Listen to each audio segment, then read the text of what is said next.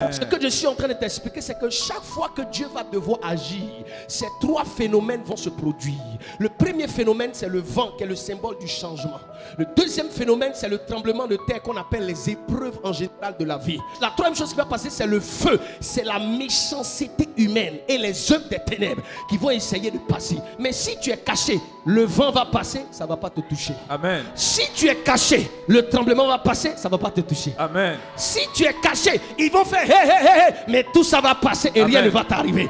Et après le vent, après le tremblement, après le feu, Dieu lui-même va se révéler à toi.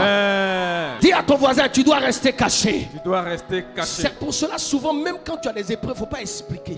Il faut cacher ton problème. Parce que celui qui ne peut pas résoudre le problème ne va pas changer aussi la situation. Amen. Donc c'est mieux de ne pas expliquer à la personne. Amen. En réalité, quand tu as un problème, tu dois expliquer à quelqu'un qui peut t'aider, quelqu'un qui peut prier pour toi, quelqu'un qui peut donner le conseil pour que ça puisse changer. Mais sinon, si ce n'est pas ça, il faut cacher. Un problème que tu expliques peut s'empirer.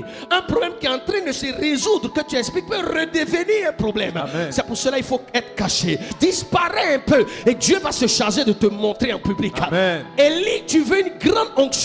Tu as déjà un ministère public, mais pour que ton ministère public devienne un ministère mondial, il va falloir que tu te caches à Sarepta. Alors Dieu dit à Élie, va à Sarepta, le lieu où on ne te voit pas. Le lieu où personne va t'acclamer, le lieu où personne va te célébrer.